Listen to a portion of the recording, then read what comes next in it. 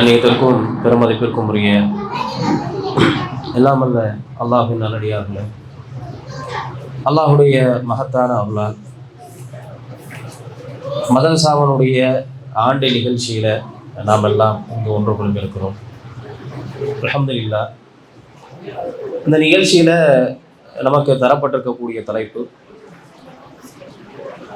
எதிர்கால சந்ததியர்களுக்கு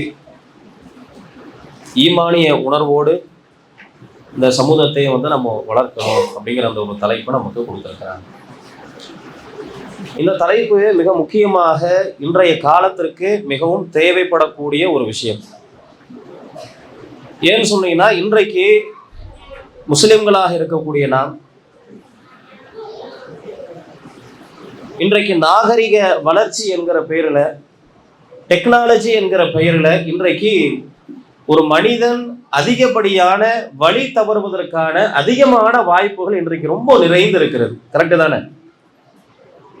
இன்னைக்கு டெக்னாலஜிங்கிற பேர்ல, நாகரிகம் என்கிற பேர்ல மனித வளர்ச்சியினுடைய பண்புகள் இன்றைக்கு ரொம்ப ரொம்ப குறைந்து காணப்படுகிறது நம்ம பார்க்கிறோம். எப்படியெல்லாம் மனிதன் இன்றைக்கு கெட்டு போறான், யாராச்சும் ஒரு உதாரணம் சொல்லுவாங்களேன். இன்றைக்கு நாகரிக வளர்ச்சியில மொபைல் போன் கண்டிப்பா முதல் இடத்துல நம்ம எதை கொடுக்கலாம்? மொபைல் போனை கொடுக்கலாம். ஏன்னா இன்னைக்கு மொபைல் போனை வச்சுட்டு நல்லதும் செய்ய முடியும், அதை விட அதிகமாக கெட்டதும் செய்ய முடியும். இன்றைக்கு மொபைல் போன் உனக்கு நல்லதுக்காக பயன்படுத்துறோமா அல்லது கெட்டதுக்காக பயன்படுத்துறோமா அப்படிங்கிற ஒரு பார்வை நமக்கு இருக்கிறது. வேற என்ன விஷயங்களை நம்ம சொல்லலாம்? ஆண்கள் யாராவது சொல்லுங்களேன். மொபைல் யூஸ் பண்றது, அதான் எல்லாமே அதில் அடங்கும். புரியல? ரீல்ஸ் மோகம் இன்றைக்கு ரொம்ப அதிகமாக இருக்கக்கூடியது ரீல்ஸ் மோகம். ஏதாச்சும் ஒரு பாட்டை போட்டு விட்டு குழந்தைகளை ஆட வைக்கிறது, பெரியவர்களை ஆட வைக்கிறது, கணவன் மனைவி வீட்டில் நடக்கக்கூடிய விஷயங்களை அதை ஒரு பார்ட்டாக எடுத்து போட்டு செய்வது. அதையும் தாண்டி இன்னைக்கு எப்படி போயிருச்சுன்னா, கணவன் மனைவி மாமியார் மருமகள் குடும்பம் பிள்ளைகள் எல்லாமே ஒன்றாக சேர்ந்து ரீல்ஸை போடுவது. அது ஏதோ ஒரு என்டர்டைன்மெண்ட்டுக்காக வேண்டி நம்ம செய்கிறாங்கன்னு வைங்களேன். ஆனால் அப்படி செய்தாலும் இதனால் என்ன நமக்கு நன்மை ஏற்படுது? அப்ப இதன் வழியாகவும் அந்த ரீல்ஸ் மோகத்தின் காரணமாக எல்லாமே கண்டென்ட்டாக பார்க்குறாங்க இன்னைக்கு. இது ஒன்று. அடுத்ததாக வேற எதை நம்ம சொல்லலாம்? என்னது?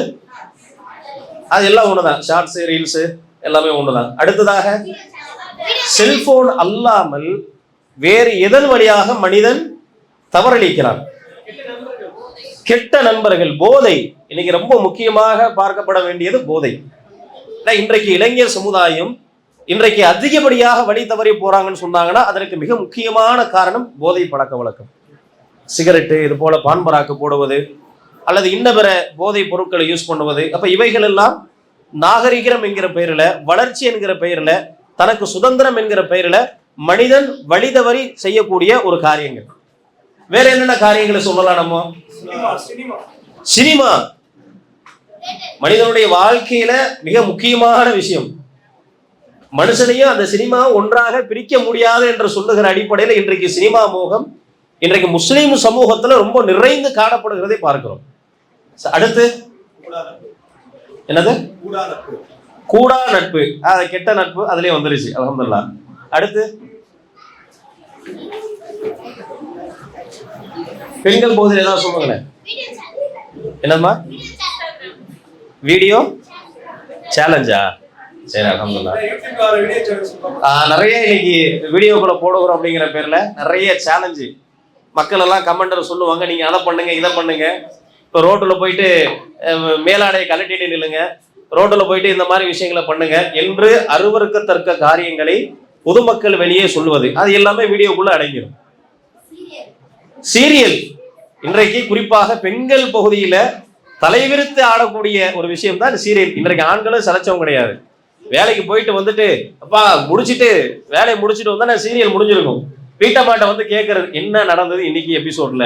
இன்னைக்கு ஆண்களுடைய நிலைமை அந்த மாதிரி மாறிடுச்சு. அதை விட மேலடி போனா என்ன எப்படி இருக்குன்னா, இன்னைக்கு அந்த ஆப்லாம் வந்துருச்சு, ஓடிடி ஆப்லாம். அந்த சீரியலை மிஸ் பண்ணிட்டோன்னு வைங்களேன், முன்னாடியே பார்த்துடுறாங்க. 7:30 மணிக்கு சீரியல் சொன்னா 7 மணிக்கே நெட்டில் வந்துருது. அந்த ஆன்லைன்ல ஓடிடி தளங்கள் வழியாக முன்கூட்டியே பார்த்து விடுகிறார்கள். சரி, வேற வேற சீரிஸ். இன்றைக்கு குறிப்பாக இளைஞர்களுக்கு மத்தியில மிகவும் பிரபல்யமாக இருக்கக்கூடியது சீரியஸ். அது எல்லாமே சினிமாக்குள்ள அடங்கிடும். அடுத்து என்ன கலாச்சாரம்? பைக்கு. இன்றைக்கு குறிப்பாக இளைஞர்களுக்கு மத்தியில ஒரு பைக் இல்லைன்னு சொன்னா அவங்களுக்கு கையும் ஓடாது காலம் ஓடாது. எப்படியாவது அடம் பிடிச்சி வீட்டுல சண்டை போட்டு ஒரு பைக்கை வாங்கி பசங்களோட ஊர் சுத்தி நானும் பைக் ஓட்டுறேன், பைக்கை வீல தூக்கிட்டு ஓட்டுறேன், ஃபாஸ்டா ஓட்டுறேன் என்கிற பெயர்ல இன்றைக்கு நிறைய தவறுகள் நடந்து கொண்டிருக்கிறது. வேற எதை நம்ம சொல்லலாம்? மிக முக்கியமான விஷயம், இன்றைக்கு இஸ்லாமிய பெண்கள் புர்கா போடுகிறோம் என்கிற பெயர்ல மார்க்கம் தடுத்த முறையில சில ஆடைகளை உடுத்துவது. வேற சரி, இப்படியே நம்ம சொல்லிக்கிட்டே போலாம். நம்ம இப்போ மேற்படியாக நம்ம பேசும் பொழுதே இன்னென்ன விஷயங்கள் நமக்கு தெரிகிறது. இன்றைக்கு ஒரு டெக்னாலஜியினுடைய அட்வான்ஸ்ல நம்ம இருக்கிறோம். கரெக்டு தானே? ஒரு 15 ஆண்டு, ஒரு 20 ஆண்டு, ஒரு 30 ஆண்டுகளுக்கு முன்பாக பார்த்தீங்கன்னா நமக்கு இது போன்ற விஷயங்கள் என்னன்னே தெரியாது. கரெக்டு தானே? எப்ப ரீல்ஸ் பாத்தியாப்பான்னு கேட்டா எல்லாம் நம்ம ஒரு 30 வருஷத்துக்கு முன்னாடி என்ன யோசிப்போம், ரீல்ஸ் அப்படின்னா என்ன, உங்க போன் நம்பர் என்னங்க, உங்க நம்பர் என்னங்க, எடுத்தவொடனே பார்த்தவொடனே கேட்போம்ல உங்க நம்பர் சொல்லுங்க. இதே ஒரு 30 வருஷம் முன்னாடி சொல்லியிருந்தா அவங்க என்ன நினைச்சிருப்பாங்க, என்ன நம்பரா அப்படின்னா என்ன. அப்போ கடந்த காலங்கள்ல இது போன்ற ஒரு வாய்ப்புகள் இல்லை. மனிதன் அதிகமாக வழி தவறி செல்வதற்கான வாய்ப்புகள் முன்றைய காலத்துல இல்லை. ஆனா இந்த காலத்தில், நாம் வசிக்கக்கூடிய இந்த காலத்தில் மனிதன் தவறு இழைப்பதற்கு, மனிதன் தீங்கிழைப்பதற்கு, ஈமான் இல்லாத ஒரு வாழ்க்கை வாழ்வதற்கு, அடுத்தவனுக்கு கெடுதி செய்வதற்கு எல்லா வாய்ப்புமே இன்றைக்கு சமகாலத்துல நமக்கு நிறைந்திருக்கிறது. கரெக்டு தானே? அப்ப இந்த காலத்தில் நாம் ஈமானை அதிகரிக்க வேண்டிய ஒரு சூழலில் நாம் கண்டிப்பாக நம்ம இருக்கிறோம். கடந்த காலங்களை ஒப்பிடுவதை விட இந்த காலத்தில் சாதாரணமாக ஒரு மனிதன் தீங்களை விழுந்து விட முடியும். ஒரு மொபைல் போனை வச்சு அவன் என்ன வேணா செய்யலாம். மொபைல் போனை வச்சு அவன் என்ன தீமையான காரியங்கள் நினைச்சானோ அதை அவனால செய்ய முடியும்.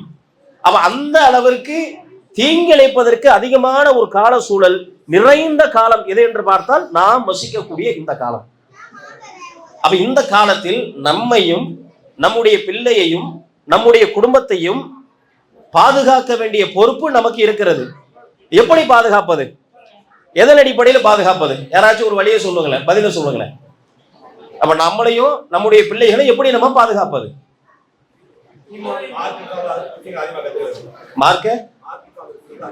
மார்க்க சார்ந்த விஷயங்களை கற்றுக்கொள்வது. சரி, வேற? குர்ஆனோட அதிகமான தொடர்பு, அல்ஹம்துலில்லாஹ். அடுத்து பள்ளிவாசலோட அதிகமான தொடர்பு. அடுத்து செல்போனை கொடுக்கறத நிப்பாட்டணும். உண்மையிலே நியாயமான விஷயம் தான். அடுத்து டிவி பார்க்கறது நிப்பாட்டணும். சரி, இது எல்லாத்துக்குமே ஒரு முற்றுப்புள்ளி வைப்பதாக இருந்தால், நாம் நம்முடைய ஈமானை அதிகரித்து விட்டோமேயானால், நாம் நம்முடைய ஈமானில் உறுதியாக இருந்து விட்டோமேயானால் இது எல்லாத்துக்குமே தீர்வு நமக்கு கிடைச்சிடும். எல்லாரும் ஒரு வழிமுறை சொல்லலாம். போதையில பழகி இருக்கிறானா அவனை போய் ரீஹாபிலிட்டேஷன் சென்டர்ல போய் சேர்த்து விடுங்க, அவன் திருந்திடுவான். திருந்தாதவங்க நிறைய பேர் இருக்கதான் செய்யறாங்க. ஒருத்தர் நல்லா படிக்கவே மாட்டேன்றானா, கெட்ட வார்த்தைகளை பேசிட்டே இருக்கிறானா, அவனுக்கு அறிவுரைகள் சொல்லலாம். ஆனா அறிவுரைகளை சொல்வதை விட ஈமானை வளர்த்தோம் என்றால் அது அவனுக்கு சிறந்ததாக இருக்கும். ஒரு மனிதன் தீமை செய்து கொண்டிருக்கிறானா, இது தீமை தான்ப்பா, அடுத்தவனுக்கு கேடுக்கிறது என்பதை அறிவுரை கூறுவதை விட அவனுக்கு ஈமானை நாம் கொடுத்தால், இஸ்லாத்தை அவனுக்கு கொடுத்தால் அது அவனுக்கு மாற்றத்தை ஏற்படுத்தி விடும். ஏன்னு சொன்னீங்கன்னா, சஹாபாக்களுடைய முந்தைய வரலாறை எடுத்து பாருங்க. எப்படிப்பட்டவங்க? மக்காவிலே வாழ்ந்தவர்கள் இஸ்லாத்தை ஏற்றுக்கொள்வதற்கு முன்பாக அவர்களுடைய வாழ்க்கை முறை எப்படி இருந்தது? நஜ்ஜாசி மன்னனிடத்துல போயிட்டு ஜாபர் அவர் சொல்லுகிறார். என்ன சொல்றாரு? நாங்கள்லாம் விபச்சாரம் செய்து கொண்டிருந்தோம், நாங்கள் எல்லாம் வட்டிக்கு விட்டு கொண்டிருந்தோம், நாங்கள் எல்லாம் அடிமைகளை தாழ்ந்தவர்களாக எண்ணிக்கொண்டிருந்தோம். இப்படியாக பல விஷயங்களை அடுக்குகிறார். முஹம்மது எங்களிடத்திலே வந்தார், இஸ்லாத்தை போதித்தார், ஈமானை எங்களுக்கு போதித்தார், எங்களை தீயதிலிருந்து விடுபடுத்தினார். இப்படியாக நிறைய விஷயங்களை அவர் அந்த மன்னரிடத்திலே சொல்லுகிறார். இதுல பார்க்கப்படக்கூடிய மிக முக்கியமான விஷயம் என்னவென்று சொன்னால், எப்படி சஹாபாக்களுடைய வாழ்க்கையை இந்த இஸ்லாம் மாற்றியது, எப்படி சஹாபாக்களுடைய வாழ்க்கையில அந்த தவறுகளில் இருந்து அவர்கள் விடுபட்டார்கள். காரணம் என்னன்னு பார்த்தீங்கன்னா, அந்த ஈமான் அவர்களுடைய உள்ளத்திலே வந்தது. ஈமான் உள்ளே வந்ததன் காரணமாக தவறுகளிலிருந்து அவர்கள் விடுபட்டு விட்டார்கள். அப்ப நாம நம்முடைய பிள்ளைகளையும் நம்முடைய சந்ததிகளையும் நம்முடைய குடும்பத்தையும் நல்ல முறையிலே வளர்க்க வேண்டும் என்றால், இது போன்ற தீய பழக்கங்கள் இருந்து, கெட்ட பழக்க வழக்கங்கள் இருந்து நம்முடைய குடும்பத்தை பாதுகாக்க வேண்டும் என்றால், நம்முடைய வாழ்க்கையில ஈமான் என்பது அதிகரித்து இருக்கணும். நம்முடைய ஈமானுடைய நம்பிக்கை இன்றைக்கு எப்படி இருக்குது கொஞ்சம் யோசித்து பாருங்க. நம்முடைய ஈமான் நம்முடைய வாழ்க்கையில எப்படி இருக்குது? நமக்கு முன்பாக குழந்தைகள் தவறு செய்யக்கூடிய நேரத்துல அல்லது தீங்கிழைக்கக்கூடிய நேரத்துல நாம் என்ன சொல்லுகிறோம்? நம்முடைய குடும்பத்தார்களுக்கு மத்தியில தவறு ஏற்படக்கூடிய நேரத்துல நாம் எந்த வார்த்தையை பயன்படுத்துகிறோம்? எப்படி அந்த தவறை நாம் கண்டிக்கிறோம்? அல்லது அந்த தவறுக்கு இணை போகிற அடிப்படையில் நம்முடைய வாழ்க்கை இருக்குதா? சாதாரணமாக குழந்தைகள் கூட, சிறு குழந்தைகள்ல கூட இன்றைக்கு நிலைமை எப்படி மாறிடுச்சுன்னா, செல்போன்ல பாட்டு போட்ட விட்டு டான்ஸ் ஆடுறது.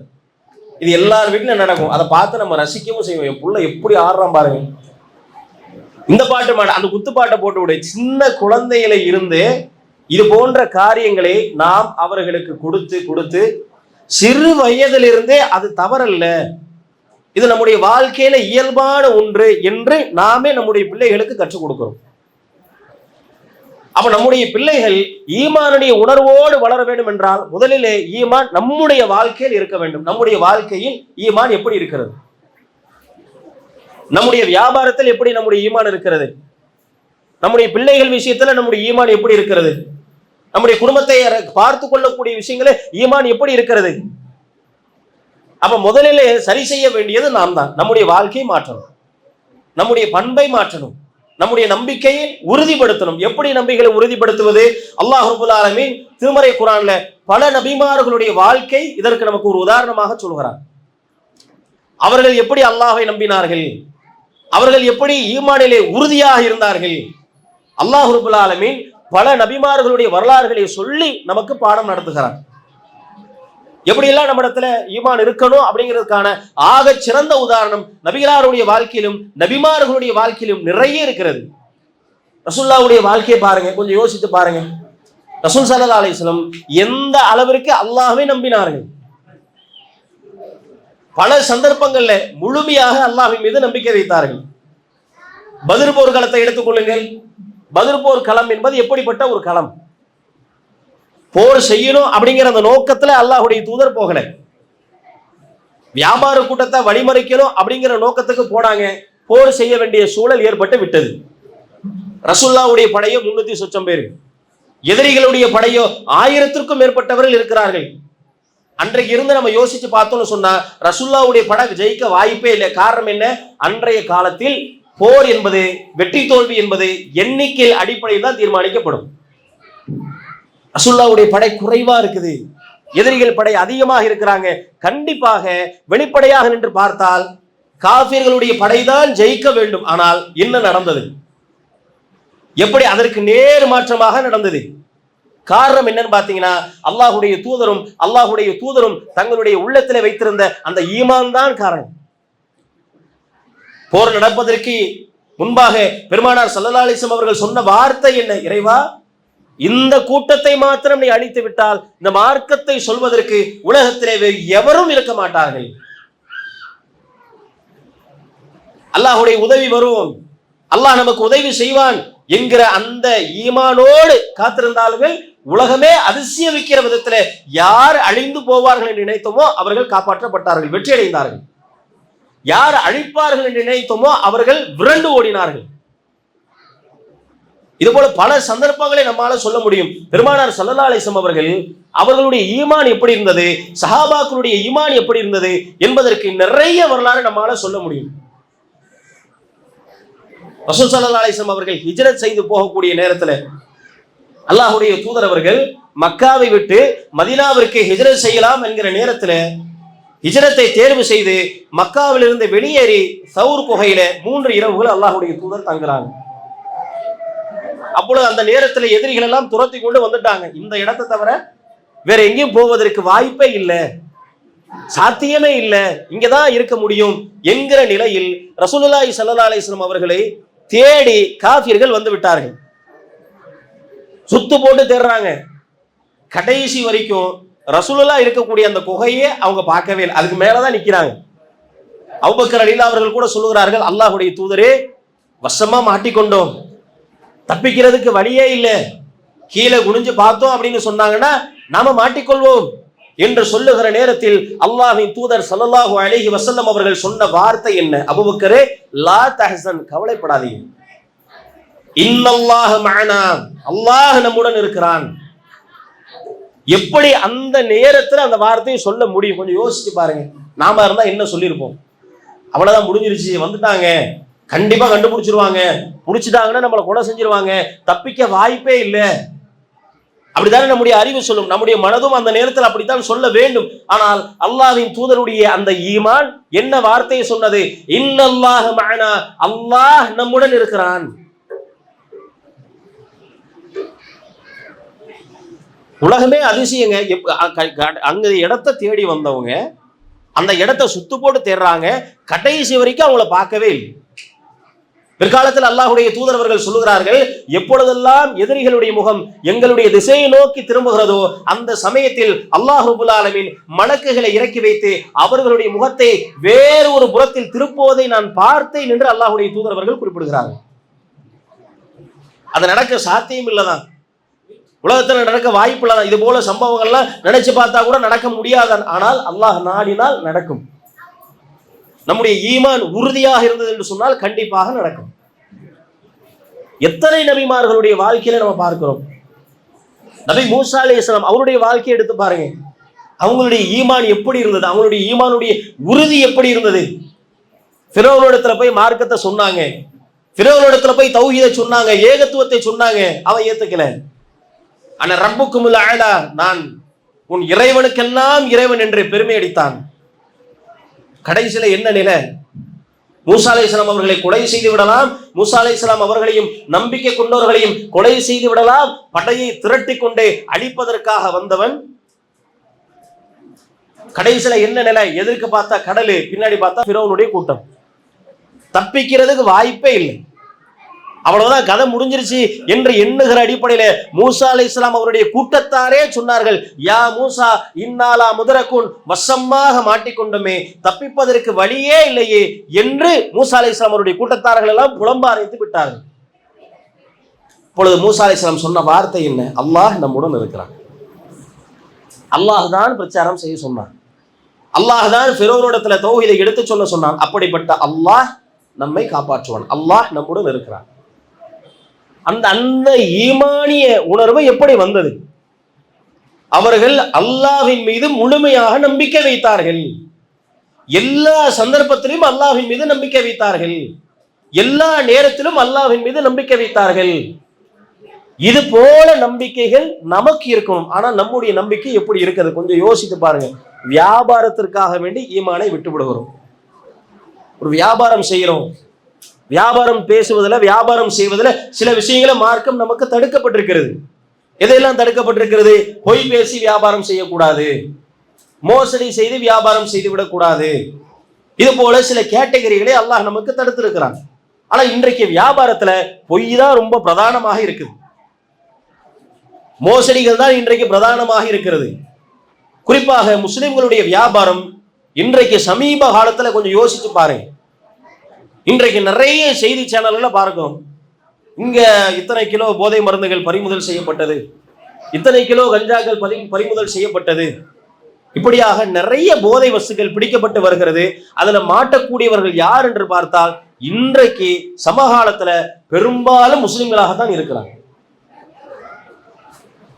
குறைஞ்ச நேரத்தில் அதிகமா சம்பாதிச்சிடணும், ஷார்ட் டைம்ல பெரிய கோடீஸ்வரர் ஆகணும், லட்சாதிபதி ஆகணும் அப்படின்னா இந்த தீய வழிகளை தேர்வு செய்தால்தான் முடியும் என்று சொல்லி இன்றைக்கு முஸ்லிம் சமூகம் எதையெல்லாம் அல்லாஹ் தடுத்திருக்கிறானோ தடுத்த அடிப்படையிலே தங்களுடைய பொருளாதாரத்தை திருட்டக்கூடிய நிலைமை இன்றைக்கு உருவாகி இருக்கிறது. காரணம் என்னன்னா அவங்களுடைய உள்ளத்துல ஈமான் சரியான முறையில இல்ல.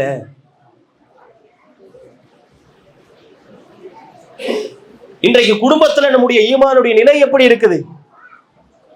நம்முடைய பிள்ளைகள் வளர்க்கக்கூடிய விஷயத்துல பிள்ளைகள் நமக்கு பொறுப்பாளி. அப்போ அந்த பிள்ளைகளை குறித்து அல்லாஹ் ரப்பல் ஆலமீன் நாளைக்கு மறுமையில அல்லாஹ் நம்மிடத்துல கேள்வி கேட்பான். நாம் நம்முடைய பிள்ளை எப்படி வளர்த்திருக்கிறோம், ஈமானை ஊட்டி வளர்த்திருக்கிறோமா, மார்க்கத்தை சொல்லி வளர்த்திருக்கிறோமா என்று அல்லாஹ் ரப்பல் ஆலமீன் நாளைக்கு மறுமையிலே கேள்வி கேட்பான். எதன் அடிப்படையில நம்ம வளர்த்திருக்கிறோம்? இன்றைக்கு நம்ம பிள்ளைகளுக்கு சொல்லி வளர்க்க வேண்டும் என்றால் நமக்கு தெரியணும் எந்த அளவிற்கு மார்க்கத்தை நாம் கற்றிருக்கிறோம். இன்றைக்கு சினிமாவை பத்தி கேள்வி கேட்டோம், டக்கு டக்குன்னு பதில் வரும்.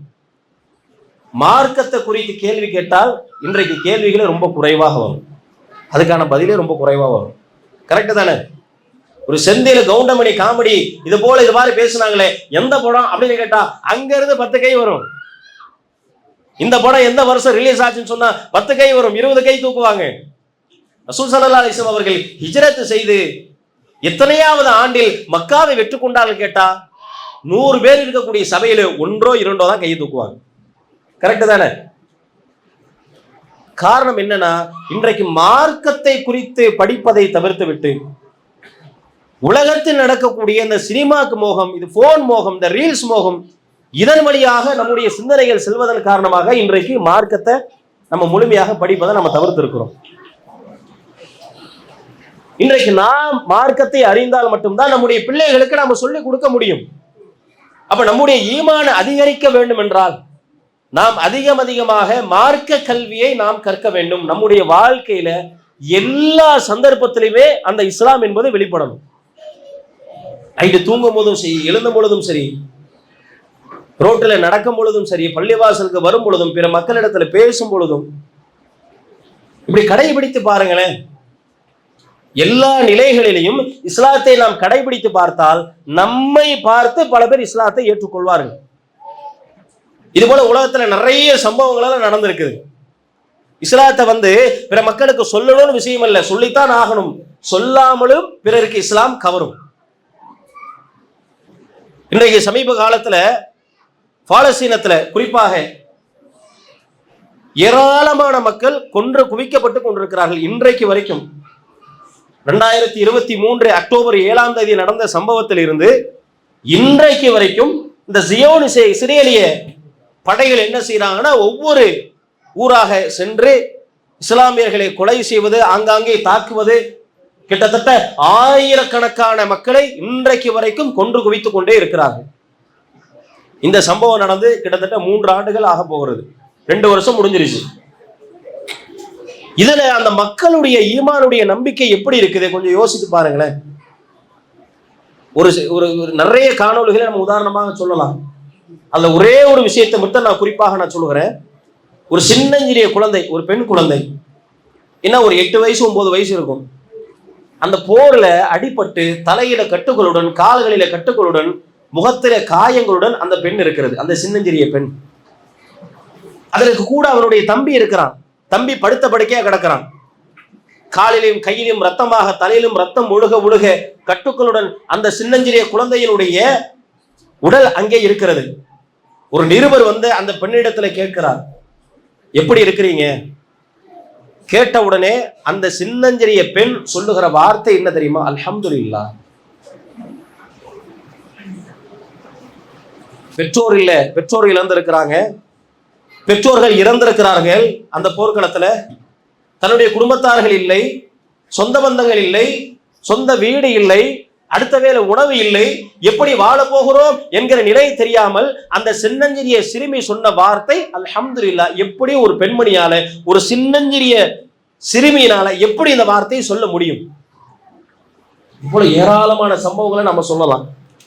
இது போல பாலஸ்தீனத்துல வாழக்கூடிய மக்களுடைய அந்த ஈமானுடைய உறுதியின் காரணமாக இன்றைக்கு நிறைய பிரபலங்கள் இஸ்லாத்தை நோக்கி வந்து கொண்டிருக்கிறார்கள். அமெரிக்காவில் இருக்கக்கூடிய ஒரு மிகப்பெரிய டிக்டாக்கர் அவர் இஸ்லாத்திற்குள்ள ஏற்றிருக்கிறார். காரணம் இந்த பாலஸ்தீன மக்களுடைய அந்த ஈமானுடைய உறுதியின் காரணமாக. ஒரு மிகப்பெரிய கால்பந்து வீரர் அவரும் இஸ்லாத்திற்குள்ளே வந்திருக்கிறார். அப்ப நம்முடைய ஈமானுடைய உறுதி எப்படி இருக்குது? வியாபார விஷயத்துல நம்முடைய ஈமானுடைய உறுதி எப்படி இருக்குது? இந்த செல்போனை பார்க்கக்கூடிய விஷயத்துல நம்முடைய ஈமானுடைய உறுதி எப்படி இருக்கிறது? செல்போனை பார்க்கிறோம், பார்க்கக்கூடிய நேரத்துல நன்மைக்காக பயன்படுத்துகிறோமா அல்லது தீமைக்காக நம்ம பயன்படுத்துகிறோமா? செல்போனை வச்சு நிறைய நல்லதை கத்துக்கலாம். இன்றைக்கு மார்க்கத்தை கற்றுக்கொள்வதற்கு ஒரு இடங்களாக போய் அலைய வேண்டிய அவசியம் இல்லை. ஒரே ஒரு செல்போன் இருந்தா போதும், ஒட்டுமொத்த மார்க்கத்தை நம்ம கத்துக்க முடியும். இன்னைக்கு ஏராளமான அப்ளிகேஷன் வந்து விட்டது. புகாரி, முஸ்லிம் என்று உள்ளடக்கக்கூடிய அத்துணை ஆயிரக்கணக்கான லட்சக்கணக்கான ஹதீசுகளை இன்றைக்கு நம்மால உட்கார்ந்து படிக்க முடியும். இன்றைக்கு திருமறை குர்ஆன்ல போய் நம்ம வாங்கி கடையில போயிட்டு வாங்கி விரட்டி படிக்க வேண்டிய அவசியம் இல்லை. இன்றைக்கு எல்லா அப்ளிகேஷனும் மொபைல் இருக்கிறது. எத்தனை பேர் நம்ம படித்திருக்கிறோம்? இன்றைக்கு செல்போனை குர்ஆனை படிப்பதற்கு அதிகமாக பயன்படுத்துகிறோமா? ஹதீசுகளை படிப்பதற்கு அதிகமாக பயன்படுத்துகிறோமா? மார்க்க உரைகளை கேட்பதற்கு அதிகமாக பயன்படுத்துகிறோமா? அல்லது பிற கண்டென்ட்களை பார்ப்பதற்கு, யூடியூபை பார்ப்பதற்கு, என்டர்டைன்மெண்ட்களை பார்ப்பதற்கு, சினிமா பார்ப்பதற்கு அதிகமாக பயன்படுத்துகிறோமா? நமக்கு நாம யோசிச்சு பாருங்க. நாம எதை பார்க்கிறோமோ அதை தானே பிள்ளைகள் பார்க்கும். பிள்ளைகிட்ட சொல்லுவோம், நீ அதை பார்க்க கூடாது, நீ ரீல்ஸை பார்க்க கூடாது, நீ கார்ட்டூனை பார்க்க கூடாது, நீ சினிமாவை பார்க்க கூடாது. அப்ப நாம பார்க்காம இருக்கணும். நாம பார்க்காம இருந்தா தானே நம்முடைய பிள்ளைகள் பார்க்காது. அது இன்னைக்கு இருக்கக்கூடிய குழந்தைங்களாம் ரொம்ப உஷாரு. திரும்ப நம்மள்டே கேட்கிறோம், நீங்க மட்டும் பாக்குறீங்க. முன்னொரு காலத்துல எல்லாம் பெற்றோர்களை ஏத்து பேச மாட்டோம். ஆனா இன்றைக்கு இருக்க குழந்தைகள் அப்படி இல்லை.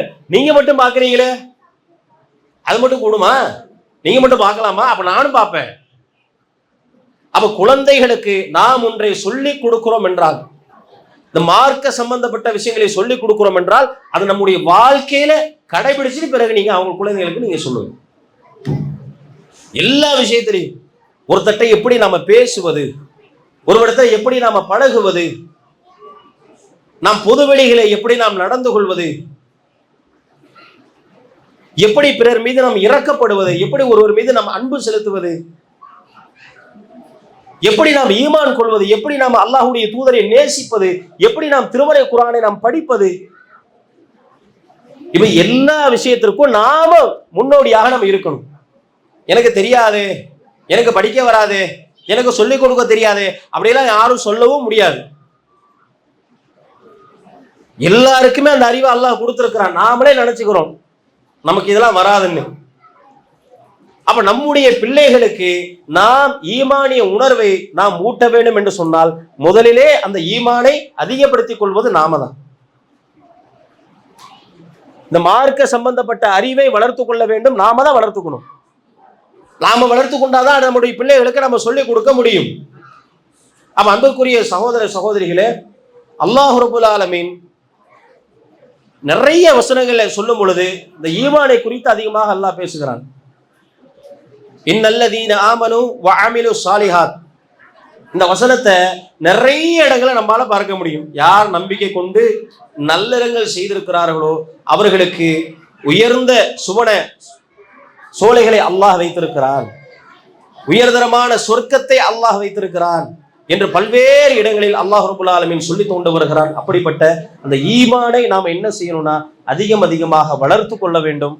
ஈமானை வளர்த்துக் கொள்வதற்கு வழிமுறைகள் என்ன? நாம் தொழுகையினை ஈடுபட வேண்டும், இபாதத்துகளை செய்ய வேண்டும், மார்க்க அறிவை நாம் அதிகமாக வளர்த்து கொள்ள வேண்டும், திருமறை குர்ஆனை அதிகமாக நம்ம தொடர்புல இருக்க வேண்டும், அல்லாஹ்வுடைய தூதர் அவர்கள் சொல்லிக் கொடுத்திருக்கக்கூடிய போதனைகளை எல்லா சந்தர்ப்பங்களிலும் நம்முடைய வாழ்க்கையை நாம் கடைபிடிக்க வேண்டும். அப்படி கடைபிடித்து ஈமானோடு வாழ்ந்து மரணிக்கக்கூடிய ஒரு பாக்கியத்தை வல்ல ரஹ்மான் நம் அனைவருக்கும் தர வேண்டும். வாஹது வனா அல்ஹம்துலில்லாஹி ரப்பில் ஆலமீன். அஸ்ஸலாமு அலைக்கும் வரஹ்மத்துல்லாஹி வபரகாத்துஹு.